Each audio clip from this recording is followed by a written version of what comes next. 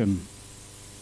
I'm a lecturer at Rongo University, and thank you for this opportunity. I want to give the past presenter the stage to pick up from here, and that is Dr. Damaris Nyakoe, presentation 38, which has been switched to be presentation 1 on page 16. Damaris.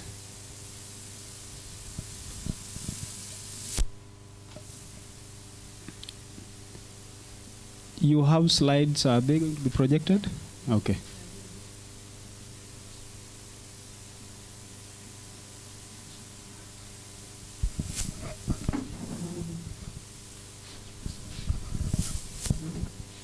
Just an announcement, presentation will be a maximum of 15 minutes for presentation, and then we have 5 minutes for question and answer session. Thank you.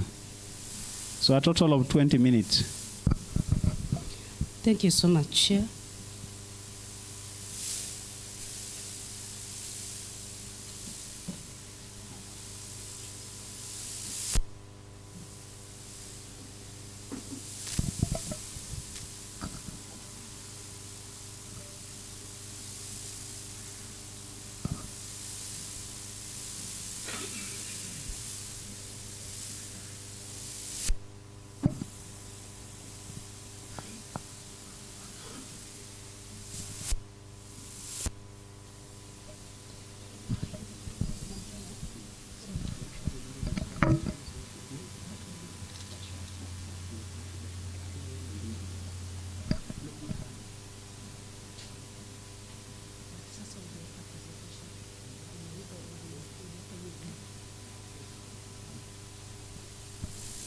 As we wait for the technical team to be ready, thank you, Chairman, for this opportunity. Good afternoon, colleagues. I'm Damaris Nyakoe, Lecturer of Linguistics, Rongo University. The presentation is about discourse of advertising in the Kenyan hospitality industry, the use of comic language in content creation in the digital space, and we wait for the technical team to assist us. This presentation was prepared by Dr. Kesero Tunai and I. Dr. Kesero Tunai is not in the house. He's out on campus for official duty, so he's duly represented.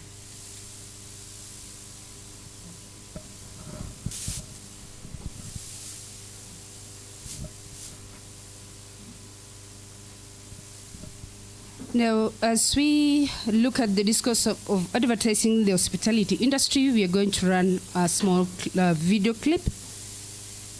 This is a video clip that is organized by a content creator, a Kenyan content creator, who is trying to advertise the Kenyan hospitality industry, and particularly is going to advertise Ciela Resort, which is a famous hotel in Kisumu County.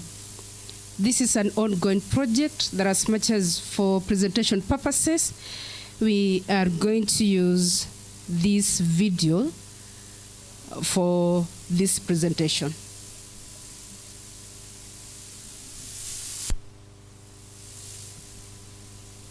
Let's listen.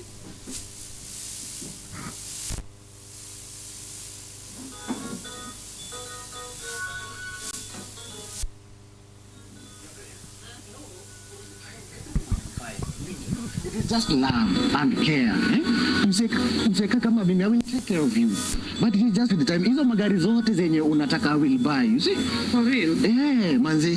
So, kawo na kill out. This is a very romantic scene. Hata watu wa pesa hawezi. Girl toto, you have a very bright future. Me and you. Hey, our girl, baby.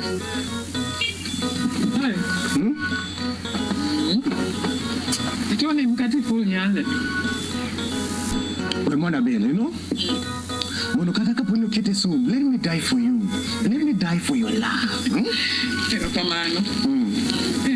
In caring, yes, caring, loving.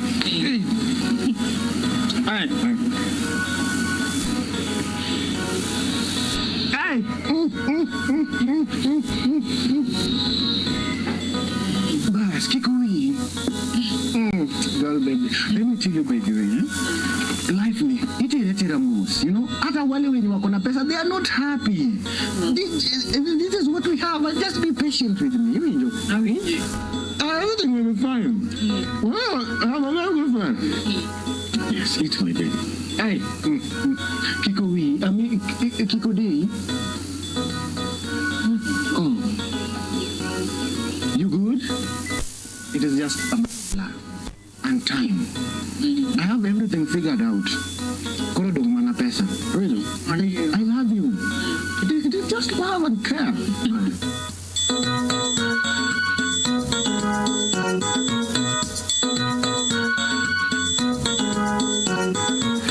Bwana, huyu jamaa anaweka msichana kwa kibanda na soda madiaba na mkate, na wamekaa kando ya sign and symptom, yani post ya Ciala Resort. Manganade, can you open here, driver? This beautiful lady has to be taken to the best serenity there is in Ciala. Hello, Jabe. How are you? Aneno kanya Bore toilet paper. How are you doing? Naona umeamua uletwe na hii jamaa kwa kibanda ukule soda madiaba na mkate. Na imagine you are just next to Ciala Resort poster. Have you ever heard of Ciala Resort? You should be eating serenity and ambience. Have you ever been cooked by a chef? No. You have never been cooked by a chef? Oh, umezoea to cook. Now in Ciala Resort there are chefs. Lunginya hii eteri bwana. Hii maneno ya you are past this age. Ya kuwekwa kwa vibanda na soda madiaba na scones na makati. Nani uondi? I work with the county government of Siepa. I'm not a liar. Nani uondi? Jaber, we can go. Just leave with me. He's lying. Ne. Opening and in water. Osiepa. I say we million Rongo. Yes.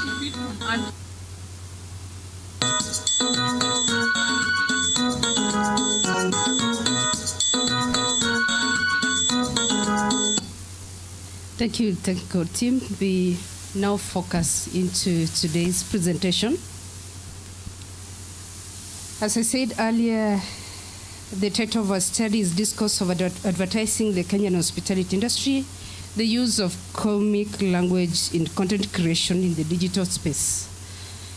As you noted, we are using content creators, Kenyan content creators who are acting, but in the real sense, they're trying to advertise the hospitality industry.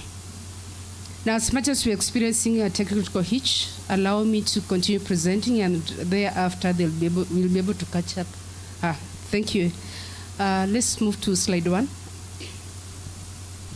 As I said, the study seeks to analyze the persuasive strategies used in the hospitality industry. And here we are looking at the kind of language that is used to persuade or rather advertise the products within the hospitality industry. The hospitality industry is wide. It deals with lodging, food and beverage services, event planning, theme parks, hotels, restaurants and bars, etc. We all know that during the COVID-2019, the hospitality industry was extremely hit because of lockdown. And this time around, we are seeing situations whereby the industry is trying to heal out of the effects of COVID-19. And as such, investors have tried to employ numerous ways on how they can advertise their products. Move to slide 2, please. The Kenyan comedy has come in very handy to do a number of things, and as much as we are looking at the Kenyan comedy, they have evolved despite the uncertainties associated with the device audiences.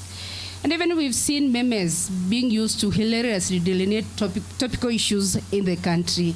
Digital creators, they have been introduced to utilize the online platforms to teach, warn, entertain, and even advertise the products and services.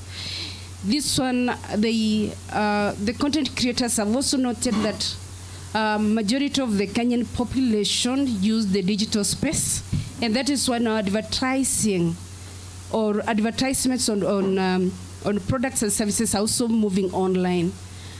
And with that, when you're using comedy, definitely we are going to use humor and wit. And I saw you laughing. And as we can draw from the video we saw earlier, somebody is saying, how can you take a beautiful lady for an outing only to sit under a tree and take a big soda and a loaf of bread?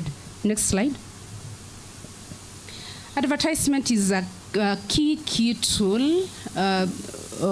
used by advertisers and marketers, such that we're able to advertise our products and services.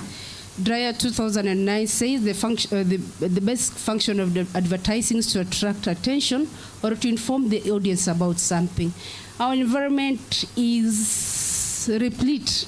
It has a number of advertisements. Whether you walk out of this gate, you'll be able to find billboards, you'll be able to find banners, you'll be able to find even a teardrop banner for Rongo University. Just outside here, we have this, among other things. When we move on, next slide. When we move to the televisions, we are able to see a number of advertisements also being used there. It's expected that advertisements are supposed to launch a different range of new products or services and market and support the economy of free market. However, with time, we've realized that advertisements, they are trying to manipulate our attitudes and social values rather than providing important information. How do they manipulate? They're able to change your opinion. They're able to change your perception. Now, if you go back, if we refer back to the video that we watched earlier, the young lady has been told, you cannot come here just to take a soda seated on a dingy place. So what is there? Let us go to Ciela, where you eat serenity and ambience. Now, with that, we are able to see that audiences are even able to come up with perceptions regarding to the products being advertised, and at times even buy wrong things just because we've been good by advertisers. Next slide.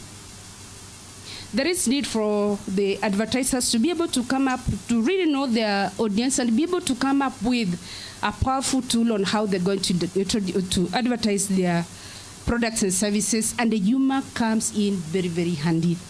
Humor is a prevalent feature in advertisement. We are able to laugh, but at the same time, we are able to get key issues that are being advertised. And we are being told that the most effective marketing, humor is a very, very effective marketing tool, as in it plays a pivotal role in eliciting amusement among the audience. That is from year 2011. So it's a stimulus which is intended to attract audience and produce laughter of them. It's a tool used in advertisements so that you're able to obtain attention. And there was need, and that is why we found a justification of going to look at how humor has been used in advertisement, particularly in the hospitality industry. Next slide. We chose the hospitality industry because the literature available about the use of language in advertisements in the hospitality industry is rather minimal, and we wanted to bridge that gap and be able to come up with some kind of literature. Comic language. Comedy creates meaningful connection between the consumers, and it creates a memorable experience, and it even extends beyond the realm of products. Now, I'm so sure at this level, you'll be able to realize, you'll be able to note that as much as GK is advertising Sierra Resort, you are able to laugh. Because look of a situation, you are able to see the young man, he doesn't even wash his hands. The way he even make sure that they eat that loaf, anafanya kienyeji. Then let's move to Ciela. You can watch that video at another time. They use cutlery. The way they are being served is a bit organized. So you're able to create a memorable experience. And definitely, once you're in Kisumu, I'm not advertising Ciela, but I'm sure it's a place that you could wish to visit. According to Madden and Weinberger, 1984, 90% of practitioners of advertisement think of humor as an efficient way to achieve attention. And humor is ubiquitous, or rather, it's all over, even within our interaction among human beings. And persuasion is a central issue of social behavior that is prevalent all over. At the same time, it is one aspect that is used in advertisements. Now we want to look at language use and adverts. Initially, we used to look at language use in adverts. Particularly, we used to confine ourselves in the use of compact language, that is formal language, and many times we used to use English, and at one point use Kiswahili. But as time went by, we get to realize that even the corporate world got to advertise in Sheng. And I'm so sure you can remember an advert that was done in Sheng by Safaricom. And even Minister of Health to chill. That was done, I think, earlier, some maybe 10 or so years ago. Then Mtonya 2008 argues that advertisers are increasingly using urban slang and other non-standard forms of Swahili to reach out to the broader audience. Why non-form? Why use Sheng, urban Sheng? Why use non-standard form of Kiswahili? So that we are able to reach a wider audience and be able to convince them, look here, you can come and buy this product. Advertisers are gradually transforming the advertising discourse, and they want to reach to newer consumers who have not gone to school like me and you, whose language, the only language that they know how to speak is Sheng. But at the same time, we also know that urban slang has also been used, or non-standard forms have also been used, particularly on HIV/AIDS discourse, because they use a number of euphemistic expressions such that they're able to hide, or they're able to make people feel inoffensive when they're talking about HIV and AIDS discourse. Thank you. Next slide. Karuki, Kanana, and Kebeya, 2015, they have indicated that there's a shift in the realm of communication in the advertising and awareness campaign from using standard English to Kiswahili. And then why we've already said that Sheng has shade of stigma that is associated with it, and therefore it's become a marketing tool. And we are able to see from our video that Sheng was also being used there. In this grad, the study investigates the language used by the content creators to advertise hospitality industry products in Kenya. Next slide. Methodology. As I said earlier, this is an ongoing project. The study purposely sampled advertisements about the hospitality industry. As I said earlier, there's scanty information on the language used in the adverts in the hospitality industry. The study also purposely utilized video adverts from YouTube, and these videos were created by content creators, because there's so many videos within the YouTube, but you had to purposely look for video clips that were created by content creators and who are out to advertise the hospitality industry. With that, we are able to sample 3 hotels. One is in Nairobi, one is in Kisii, the other one is in Kisumu. But for this presentation, we are able to pick Ciela because we couldn't manage to run 3 videos within a short time. The adverts were also exposed to 30 respondents who were interviewed on the interpretation of these adverts. And then content analysis was also worked on to look at the type of language that was used. And in our data analysis, we were able to organize our data into themes that were also described accordingly. Research and discussion. The content creators utilized a number of linguistics and literary techniques to draw the attention of the audience to the advertisement on hospitality. The comic or humor was reached out by use of songs. This one is not used in this particular video. We have use of local dialect, such that they have a socio-cultural connection. For example, the video by GK, he uses the Luo, such that he is able to communicate to a wider population of the Luo speakers, given that Ciela Resort is located in the Luo speaking region. There is use of exaggeration. Use of exaggeration or use of hyperbole as a means of seeking attention. And the GK says that let us go to Ciela to eat ambience and serenity. That there is no way you are going to be a beautiful lady can be seated here under the importance of Ciela Resort. That is use of hyperbole. Use of metaphor is create connections between the imaginary and real world. For us, we are able to see metaphor being used there. We are able to see a clear connection between ambiency and poverty. In poverty, you don't even wash your hands. You share one soda, among other things. Then the other side, we are able to see what is happening. Next. There is use of satire. Here, we laugh at the way somebody has been exposed. Look at the young man. He knew very well that this is my girlfriend. But at the end of it all, she snatched away. We laugh at what is happening. And then we even wonder, how comes he never bought two sodas? He just bought one. And even the way he opens that soda, Dr. Dere, I think you need to watch that clip once again. We have rhetorical questions. These are questions that I ask without answers. How can you bring a beautiful lady to a roadside kiosk and provide her with soda, the issue that you love her so much? Irony. There's a discrepancy between what one says and what he does. GK says, I work with county government, and as the video comes to an end, he gives that lady a card and said, come to the county government and look for GK. However, remember, what is he driving in? He uses a hotel van. Code switching, simile. Simile, we're talking about resemblance between one or two attributes. How can we get a baby girl seated or folded herself like a toilet paper? Code switching, there was code switching and code mixing. There's a time that the lady said, Ase vumilia sana. I've really persevered.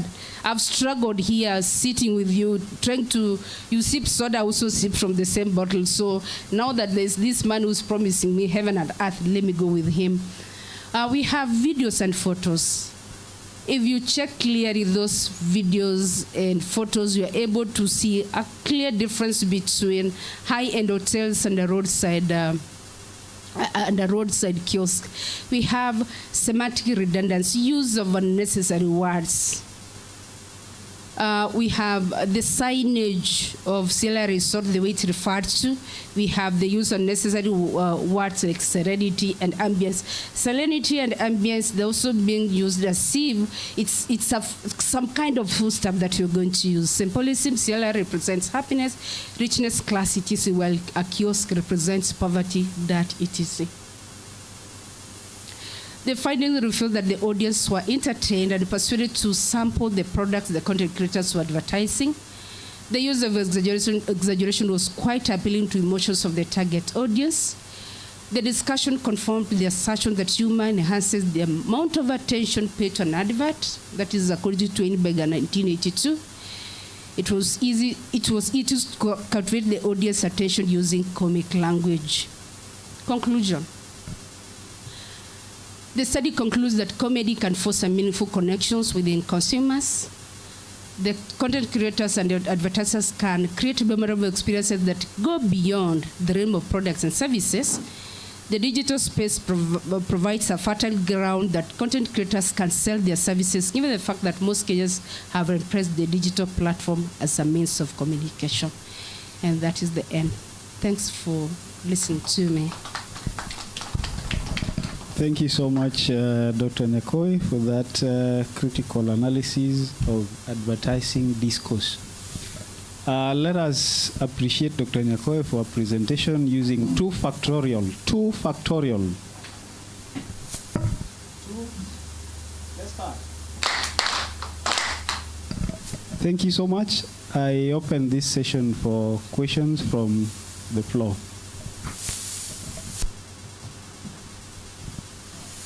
I think I'm amused, and I was looking at Eric. He's normally comical when it comes to me. But what I'm wondering, even where I come from, the background, advertising can mislead, and indeed you said so. So how do we differentiate between a good advert and a wrong one? And I can give you an example. We see so many things on TV. And when we do this, we do it from where I stand, a thing called aesthetics. You know, somebody sits behind and he pulls the strings and, you know, they target ladies. The best chemical, the best. You do this, you become that. You know, it's an advert, and which makes people feel like if I do that, I will be the nyakoe, the noble lady. But the reality becomes contradictory. So how useful is the advert or some adverts in view of conveying reality to people who may not be able to interpret it beyond what they see?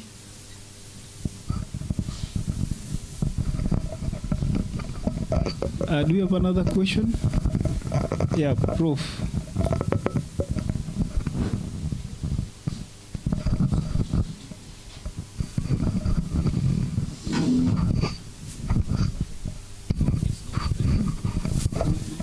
Yes, thank you for the nice presentation. Yeah, my problem is that you've said Sheng language has been used for advertising. But if I look at Sheng language, it captures a very large group of young people majorly. And now in hospitality, you find that those people who go to these big hotels, they are rich and few. So does it help them really? Because the youth, even if you advertise to them, they will like it, but they cannot manage. But that small group that has the money in hospitality who can go to these big hotels, they don't care whether you use Sheng or you don't use Sheng. You have given a good example of that of Siala.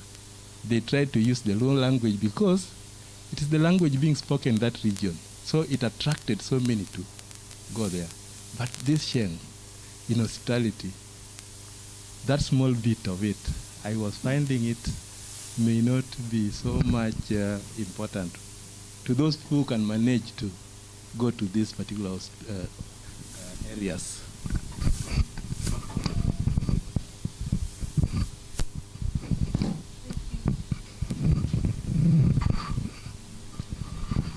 Thank you for the questions. As I said earlier, that advertisements nowadays, they are quite manipulative and they work even to our emotions and feelings. But at the same time, humor also uses wit. So for you, the consumer, you need to use a lot of intelligence, do a lot of due intelligence, read about the product that you want to buy before you go out there and buy. Because with advertisements, we've heard of cases whereby people have even bought land that has been advertised by major media personalities. So before you buy a product or a service, do a lot of due intelligence. Remember, the investors and the content creators are out to sell. They're out to look for money. So if you are cheated that if you go to Ciela, you eat ambience and serenity, and you go there asking for ambience and serenity, you might not really find it, because it's not a foodstuff that is supposed to be eaten. But still, I think sociologists can still pick up on the issue of advertisements and be able to look at deception that is coming out. My dear friend, Professor Tenga, you can pick it up and be able to do a wonderful paper on advertisement and deception that comes out of it. On the issue of use of Sheng, we are saying that advertisements nowadays are moving from the compact language, the use of grammatical Kiswahili, grammatical English, to the use of non-standard, where Sheng is also there. Sheng is a language that it evolves. What we used to call Mwakenya those times, it's no longer Mwakenya, I'm so sure. And if you ask our students, they won't tell you what they call it. At one point, they were using it they were calling it a personal assistant. At one point, they were using it, they were calling it oxygen, and I'm so sure they have a different term. Sheng evolves. And by the way, the analysis that we did was just a skeleton. There's still a lot that we can be able to use. There's still a lot that you can just be able to get from the advert. And remember, we had 3 adverts. One of it was advertising Choma Zone in Kisii and Expressway Lodge in Nairobi. There is use of sheng, there is use of song, there is use of dance, among other things. Thank you so much. I hope I've answered your questions. Thank you so much, Dr. Nyakoi. I think I'll stop questions at that point. One. Okay. Okay, thank you, Dr. Nyakoi, for that beautiful presentation. I've also listened to the concerns that the questions that have been asked are raising, and basically we know that the language that is used in an advertisement has an end game of convincing or attracting consumers to partake of the product. Yet again, we also have the responsibility on checks and balances in terms of the ethical considerations that and the protection that the government or any overseers may be invited to put in place so that consumers are actually protected. Now, where is the balance? Because really, at the end of this, we'd like to see a policy advisory. Like, is this research is possibly going to advise policymakers in creating checks and balances that are going to protect consumers? So, in as much as consumers are going to partake of these products, is there a point of convergence where the advertisements can still meet the obligations that the advertisers want them to meet, while there are clear-cut checks and balances that are put in place probably even by the government or any other overseers, maybe the Media Council or something, to ensure that the consumers are not duped into things that are harmful or that may not actually provide the results that the advertisements are giving? How do we ensure that we create that balance? Thank you.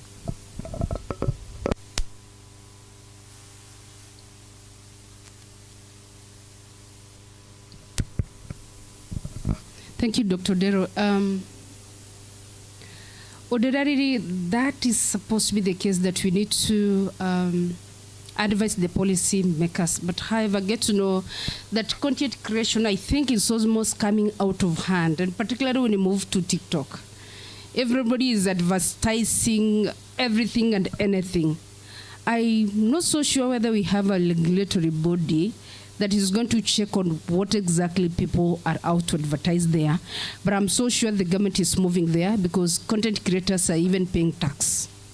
Once that is taken care of, I'm so sure they'll come up with rules to work on content creators. Secondly, if it were that we are looking at perceptions, like what I'm saying, that we maybe in future we might think of coming up with a paper on perceptions on how consumers look at their adverts and how they're deceived, then I'm so sure we'll have to come up with a strong recommendation. And I won't shy off if you and Professor Tenga join me in doing that. Thank you.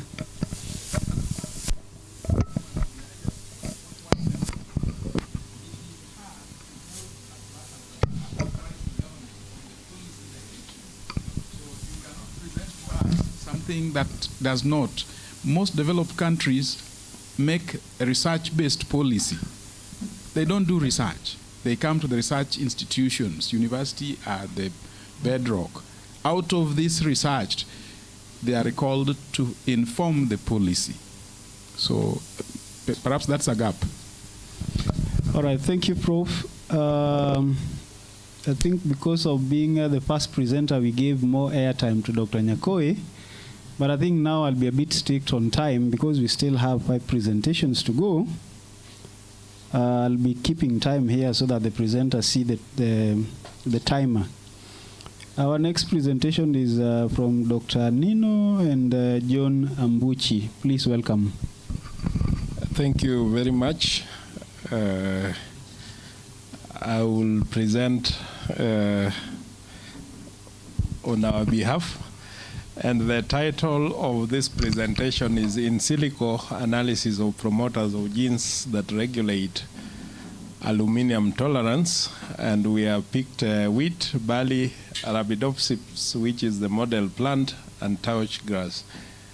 And the aim is to identify these regulatory elements that mediate tolerance. I must mention that there is an active research group that does this work in sorghum, and we thought we would look at the promoters to help bring out some elements of regulation that may be able to expand the research thinking. Let's move. So what is aluminium tolerance? We find that aluminium is the third most abundant element on the Earth's surface. And aluminium sometimes brings toxicity. Aluminium is generally insoluble at higher pH. But when the pH of the soil falls below 5, that is, the soils become acidic, then the aluminium becomes soluble and it exists as aluminium ion. And if the parts, the concentration goes beyond 2 to 5 parts per million, then we say that we have a condition of aluminium toxicity. Now, what does this portend to the plants? It reduces productivity in the sense that it affects the plant root system, and that interferes with the uptake of water and also minerals that are necessary for the normal physiological function of plants. We can move. And toxicity can be brought by two main factors. There are factors that are linked to climatic conditions, and these may come from imbalances from carbon, nitrogen, and sulfur cycles. You could also have situations of acidifying gases, or what are known as acid rains, coming, and that will create the imbalance that will lead to toxicity. The others are human activities, use of fertilizers, sometimes predispose the soils, and they can become acidic, leading to aluminium toxicity. Now, the impact on the plant roots, I've said they inhibit root growth and development, cell division, and then mineral and water uptake. But the later stages, then you find that the plant becomes or is subjected to oxidative stress. Now, on the shoots, you have changes because of these stress conditions that emanate from the soil. They are unable to uptake nutrients and water, and so you have induced stomatal closure. They are closing their stomatas because they will be damaged. So the plant closes the stomata. You have reduced leaf to try and contain water loss, and then photosynthesis goes down. So the overall productivity from such a crop will generally be down. Let's move. So how do people overcome aluminium toxicity? One is through liming. That is the general. Liming, however, is costly, and you can only lime to the surface. You cannot go very deep. So in deep soils, you have still a problem with the toxicity.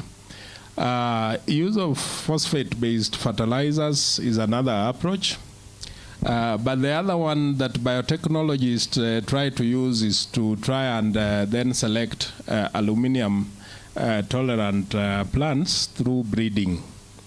And this is the main work, I think, that is being done by our research group, Professor Gudu and Dr. Uma and the group. But then, now that the ban on GMO has been lifted in the country, then you begin to think, what is the space of genetic engineering to try and solve aluminium toxicity?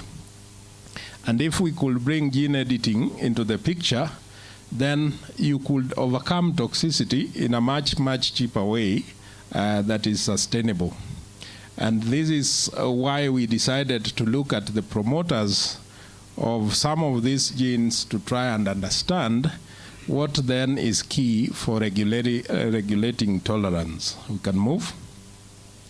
So tolerance has been mapped to two families of genes. One is known as aluminium activated malate transporters, ALMT, and the other class is multi-drug and toxic compound extrusion, or what are known as the MATE. These genes, they try to deal with toxicity by forming acids, some organic acids, that then will eliminate the aluminium ion from these soils. And therefore, the plants are able to deal with the toxicity because of that adaptation. Now, plants try to exude acids in three ways. They can exude citrate, or malate, or oxalate. And this can chelate the aluminium ion, and then the toxicity is relieved. Sorghum, maize, and barley generally exude citrate. And wheat exudes malate, buckwheat exudes oxalate, and then there's this last category that are able to exude both malate and citrate. Let's go on. Now this then table shows us, if it is wheat, which gene is then coding for the protein that then release the organic acid malate. And you can see the list for all those plants. We have those that exude malate, we have those that exude citrate, and then we have the ones, yes, malate. And this is the model plant. So if we look at this plant, usually we can try and understand almost every plant on Earth from this small model plant. So we went for the promoter of that Arabidopsis to try and see the picture, not only on the young plants, but also even on the more established plant system, and see what happens at the transcriptional level. Let's go on. The next page.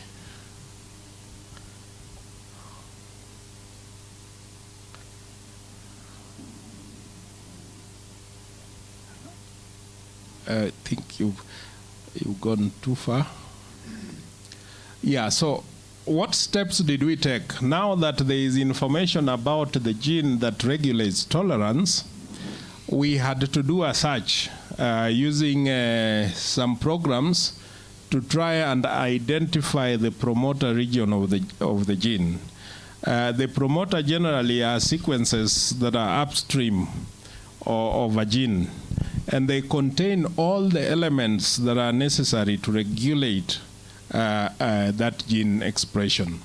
So we looked for the transcription start site to identify the promoters of each of those genes. Once we identified them, then we converted those files into a faster format to be able to then analyze for the cis-acting elements. Basically, within the promoter is where the transcription factors will come and bind, and then they control the whole process of expression. So if you can understand what is on the base of the promoter, then you will begin to know which proteins then are important for their regulations. Let's go to the next page. So we went into the NCBI database, identified these gene sequences and their promoters for Arabidopsis, barley, wheat, and then torchgrass. And then we transformed the sequences into faster format, and then we were able to submit it to Place database, which analyzes it as a database of all the eukaryotic cis-acting elements that are identified and bound by the transcription factors. Let's move. Now, when we analyzed the Arabidopsis promoter, what we found was interesting. The elements that are represented within the promoter, some were responsible for cytokinin response. Cytokinin is an hormone. And if we look at the other elements, the light-regulated tissue-specific chlorophyll binding is actually key for the closure of the stomatas. So all these elements can be linked to some function or some of the physiological changes then that allows those plants to mediate tolerance. So we can see some of those elements. This is a malate transporter, and we looked at the second one. Can go to the next one, and which is still a malate transporter. And what we found was that some of these elements are conserved. So we have gibberellin, which is again another hormone that regulates sugar metabolism. We had cytokinin that regulates cell division and all that. And then another factor which is to do with abscisic acid, another hormone that is known to be activated during stress response, was also coming up within that. This is for barley, and the elements are almost uniform. They're almost conserved across. And therefore, from this picture, we can begin to say that the tolerance is mediated by almost similar factors, whether they are citrate or whether they are malate transporters. Let's move on. And this now is a summary of all the overrepresented elements amongst all those gene promoters. And we find that abscisic acid responsive elements come into play, basically to modulate the stress that the plant may be exposed to. But what is interesting is that calcium ion is in crosstalk with abscisic acid. Again, another abscisic acid element is closely one of those that is overrepresented. Then we are seeing one that is mediating, and the plant now is able to deal with the dehydration because of lack of absorption of sufficient amount of water. Another abscisic acid element is there. Cytokinin comes in. Another calcium ion factor, and then the copper response that are important in guard cell opening. So from this data, I think we begin to see the regulation at the transcriptional level. And this gives a good picture. If you want to really go in with genetic engineering, then you know which elements then you may target. Let's go to the next slide. So from this picture, we are seeing that calcium is an important factor in modulating aluminum tolerance in this group of plants, but it does it while cross-talking with abscisic acid, an hormone that regulates stress. And this leads then the plant to respond to water stress and oxidative stress and reduces photosynthesis. We have another hormone, gibberellin, that reorganizes the sugar metabolism to then synthesize these organic acids that then are used to chelate the aluminum ion. And then we have cytokinin that then protects the photosynthetic cells from damage.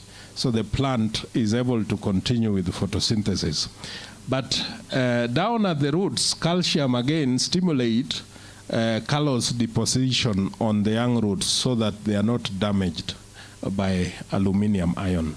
So we have identified candidate seed elements that if then you approach with genetic engineering, then you possibly can engineer tolerance and that will help some of the plants or the crops that are being researched on by our team. I think that is the end of my presentation. Thank you, Daktari.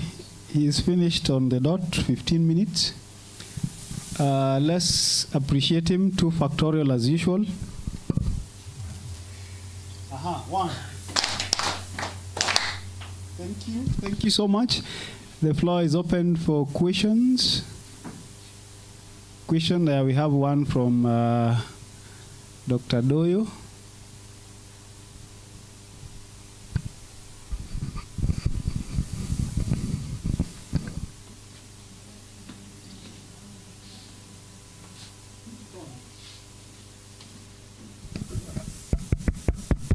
Did you get the first part of it?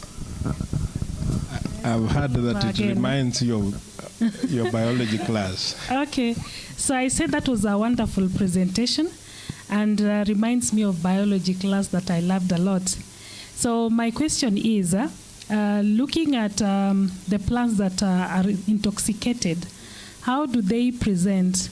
And have you followed on to check the effect on human or animal that feed on them?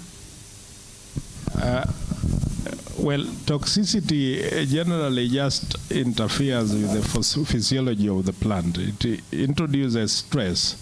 So if it is the root system that was able was to bring nutrients and water to the plant, whichever plant, then they are damaged. So they will not be able to absorb as much water as they require. So what you find with those plants, if you look at the upper shoot system, then you will find that their leaf indexes then become reduced. They become small, and they are not able to then accomplish whatever manufacture of food that can then support the production that you require. So that is what you can see. The roots will not be as developed, okay? The young roots will be damaged, and you can see a lot of deposition of that thing that I was calling callus, and that further blocks the passage of water. So developmentally, they will be stunted. Yeah.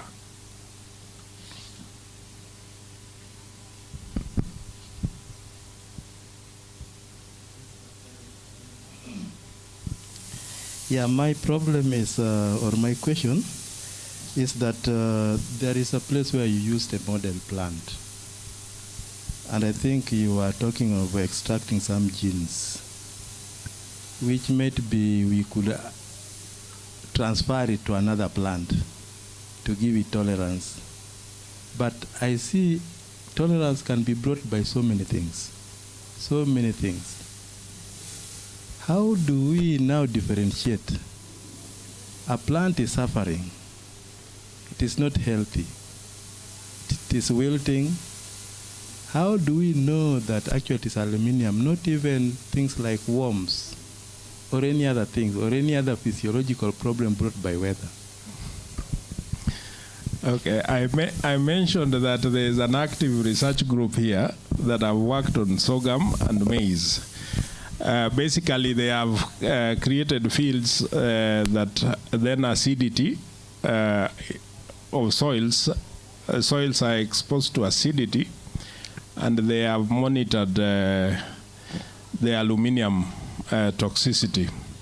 And so they have been able to map that is aluminium toxicity that is affecting those group of plants, both in the lab and also in the field.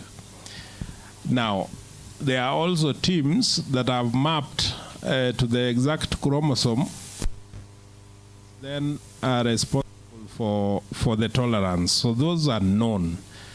The major approach of solving this has been liming and also breeding. But you realize all those have limitations.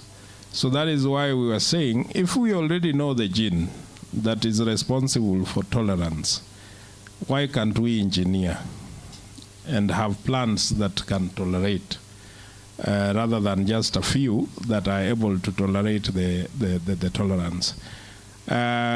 Yes, Arabidopsis is the model plant. So if you wanted to study sorghum, it will take you some time. Arabidopsis, within 1 month, you have your results. And the genes in Arabidopsis are representative of the higher plants. So you can already have a picture of what you anticipate to have in the higher plants.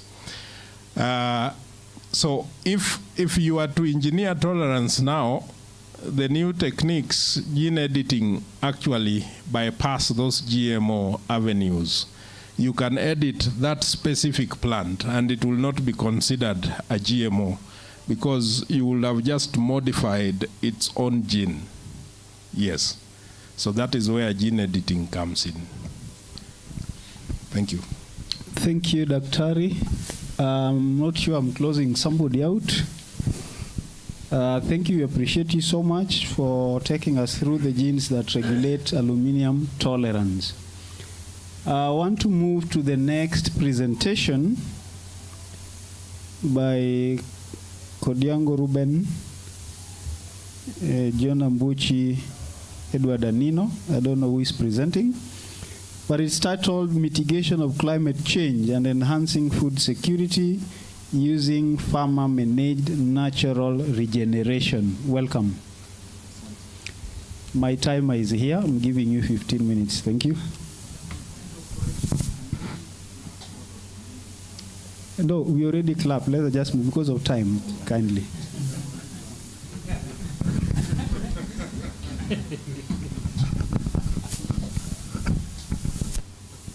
Thank you so much. The session chair. My name is Kodiango Ruben, a student in the Department of Agriculture and Environmental Studies, taking environmental biology, DPhil in environmental biology. I want to look at a review paper. A review paper on mitigation of climate change and enhancing food security using farmer-managed natural regeneration.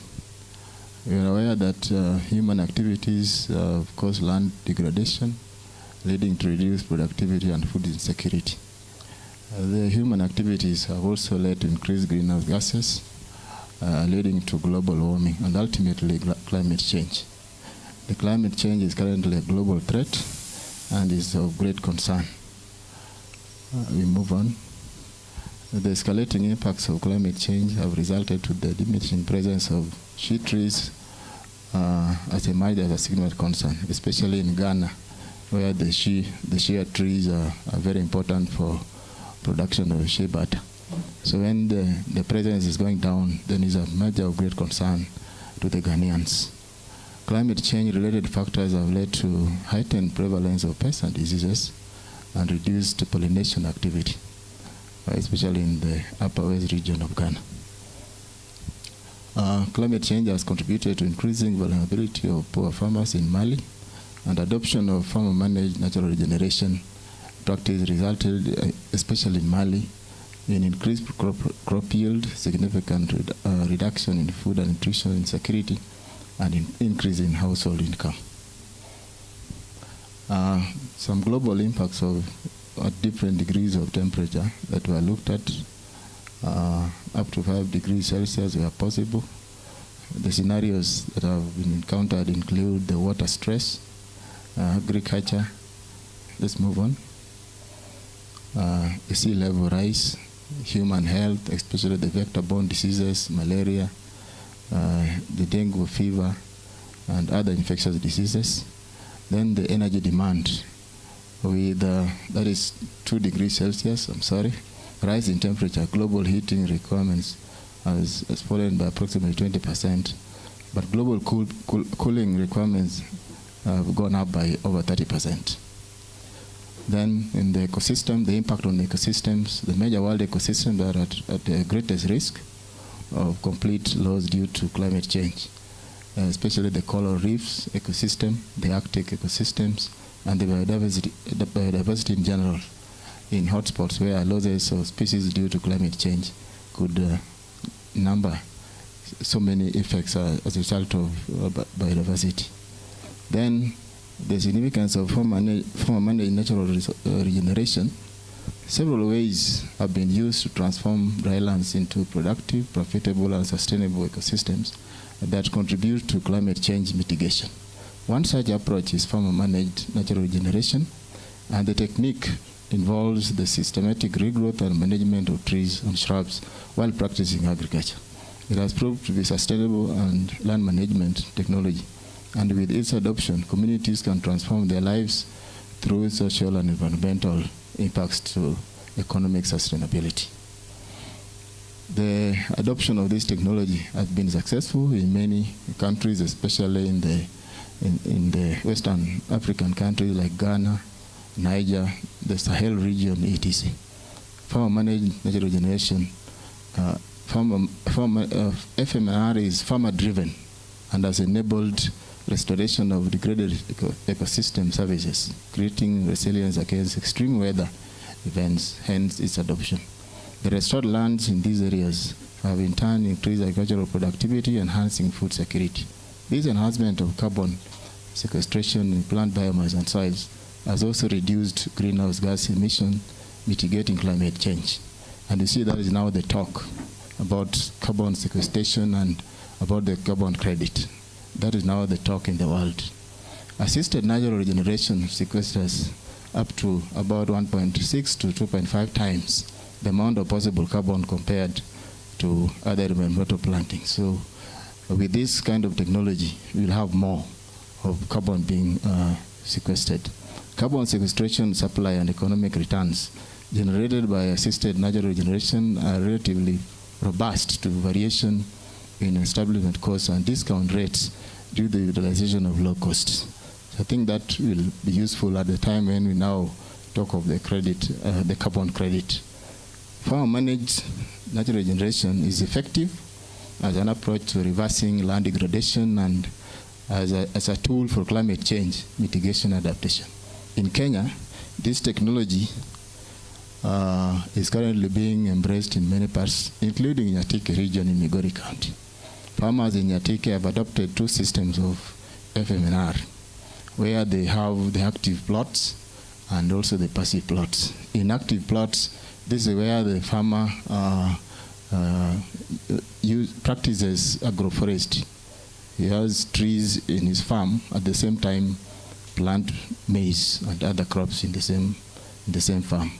Then they can manage the trees, prune them, use part of them for firewood, but still maintain them in the same farm where they do some crop production. But under passive plots, this is where the plots are not disturbed. They are identified, demarcated, and then remain undisturbed as different trees regenerate over time. Move on. So I'll take you to a visit to Nyatike, and what we observed that was amazing. We were able to see that tree. It's a big tree with a huge canopy, but under it you would see maize growing and very healthy and doing well. And some of these trees, I think over time, even in my village, whenever we saw such kind of trees in our farms, they would quickly go down. But here you can see that tree, the Prunus africana, is supporting maize production. Under that canopy, you had that kind of maize doing well. You move on. Then we also looked at what happens in the balanites. In balanites, you can see balanites all over in a maize farm. Again, the maize is doing well where we have the balanite trees. We move on. Then I was now comparing the section that are trees, and this is Acacia polyanthata, area where we have the Acacia polyanthata, and areas where we didn't have, like this area. You can see the maize are not doing well. There's a bit of yellowing. The other side, you can see the maize are better compared to these are the regions that were not covered by trees. We move on. Then this is now under the passive. The other two are under active plots, and this is under passive. Passive, where I said there is no human disturbance, the demarcated plots remain undisturbed, and then the plants and trees regenerate over time. And then they're able to take data, like every year, how many tree species have regenerated in that area. Then this is also another passive plot. Again, you can see very thick with the vegetation, trees, shrubs, and all sorts of plants in that plot. We move on. Then I think from that we have conclusion and recommendation. From those observations, you can see that farmer-managed natural regeneration is useful. It's a useful technology, a useful practice. And from what we have observed, it is very clear that under FMNR, specific indigenous trees are being used. And if exploited, these trees, the practice can be adopted by all farmers. Then they will have no challenge of doing having the trees in their farms, because they will still benefit from the trees as much as benefit from the crops. Then we also saw that the trees seem to have improved soil fertility, because you saw under that huge canopy, the maize were doing very well. So it's most likely that the fertility of the soils under those trees improved. So the next question is, what role has the trees played? And that is what we are putting as a recommendation, that there is need to confirm further whether the presence of these trees, these specific indigenous trees, are enhancing soil fertility. And there is also need to investigate further the microbial activities in such soils. Thank you. Thank you so much, Ruben. He has actually finished within a span of 10 minutes. Thank you so much. Let's appreciate him. 2 factorial as usual. No, let's start again. Let's prepare. 1. Thank you so much, Ruben, for presenting to us. So please don't go. There'll be questions for you. I want to open this floor for questions. We have one Professor Wagai and Dr. Wagude. So Ruben, please come back. We'll take the 2 questions together and then he responds to them. Thank you, Mr. Ruben, for the nice presentation. Me, something which I would like to know from you is what are the risks do you see in practicing farmer-managed natural resource? Are there any risks, especially from the locals or from the farmers, that may make this particular good practice not succeed? Thank you.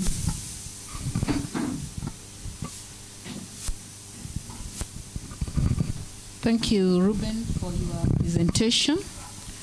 Looking at your title, one keyword was mitigation. And then 2 words came on board, active and passive plots. And we were able to see active plots showing up with good plantation and food security. But when the passive plots were shown, we could see there is no aspect of food security. Now, I was trying to ask myself, what is the relation of mitigation and passive land? Because aspect of mitigation is not seen in passive land. Thank you. Thank you so much, Dr. Agude. Let him respond and then we'll take another round of questions. Thank you for the two questions. The first question is on the risks involved. One thing that is coming out clearly when we visited this area is that the adoption of this practice has not taken off. There's a bit of attitude amongst farmers, the fear of unknown, and the feeling that why allow the trees? The same fear that I talked about when I was young in my village. Presence of acacia, polyacantha in the farm will quickly go down. The perception is that trees spoil the soil. So that is one major fear of unknown that is still with the farmers, and therefore it's a big drawback. Then on the aspect of mitigation with regard to active plots and passive plots. The passive plots, this is the active plots was very clear. You were able to see what happened where we have the maize growing alongside the trees. But this is, that one of passive is just a way of comparing and come up with what would happen on areas that are not disturbed with regard to regeneration. So the passive plots are addressing the aspect of regeneration of the trees. Remember, in the active, the farmer can manage that plot the way he wants, maintain the tree, cut the branches, weed the farm. So that aspect of weeding and other practices will interfere with regeneration. So the passive aspect bit is addressing the regeneration. Thank you. Another round of questions, 2 questions. We have one from Dr. Mbuchi. Thank you, Chair. I was not asking a question.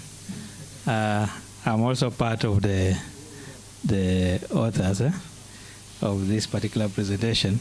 I just wanted to add on the question that was asked about mitigation. What role does the passive plots play, and maybe the active ones also? We know that climate change is a big problem that we are trying to see how to manage it. And the passive plots, when you leave the vegetation undisturbed, we are trying to increase the vegetation cover. And by increasing the vegetation cover, then we are increasing carbon sequestration, so that we are able to absorb more carbon from the atmosphere. And by so doing, we shall be able to mitigate the climate change effects of global warming. So that's actually the biggest benefit of the passive, because the vegetation is not disturbed. At the same time, mitigation on the active ones, you find that climate change has resulted to even women going for looking for fuel, wood, in very far places and so forth, endangering even their lives. Some of them go even to the forest. But when we have these particular active plots, women can still do their agriculture and they can still get firewood from their plantations. That's how mitigation comes in. Thank you, Chair.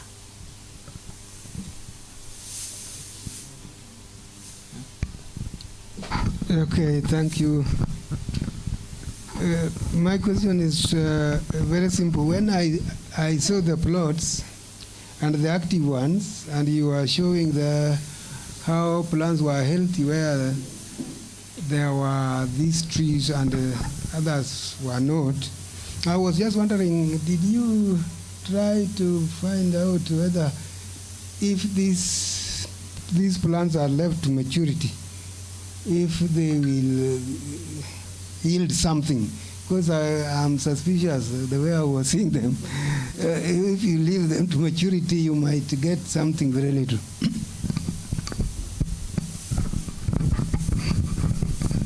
Thank you for that question. We looked at those I wish we could bring it back. But we looked at the maize and looked at the aspects of growth and development. The maize were doing well and had no elements of etiolation, where I would say that the effect of shading affected them. So I believe at the point of harvesting, there was better yield from those regions as compared to other parts.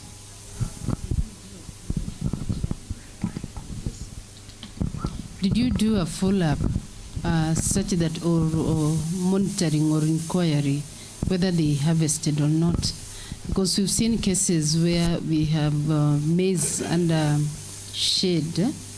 Fine, you'll be able to yield, but the yields could be very minimal compared to a place that didn't have trees.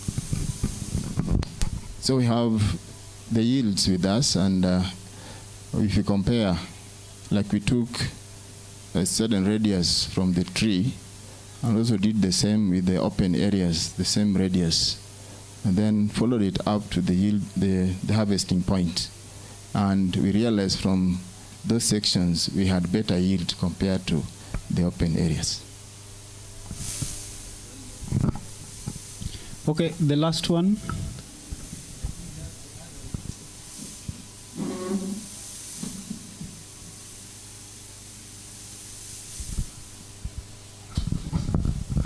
To add on that, you find that there are different types of plants. If you have a plant like Kaliandra or sesbans, you find that any plant that is growing next to this particular plant, majorly they are leguminous plants. They are nitrogenous, they are nitrogen-fixing plants. So you find that in their root system, they attract so many microorganisms. And these microorganisms in the soil, like the fungal ones, they produce filaments which attract water and minerals. So a plant that is mycorrhizal will attract water towards this particular plant. It will attract minerals. So you find around these particular plants, maize that is growing there will always do better. That is why when it was talking about the soil analysis, there is need of doing soil analysis, trying to know which particular microbes are next to this particular plant that will aid this particular plant to grow vigorously and healthy. So that's why in a farm FMNR, you find that those particular plants that are next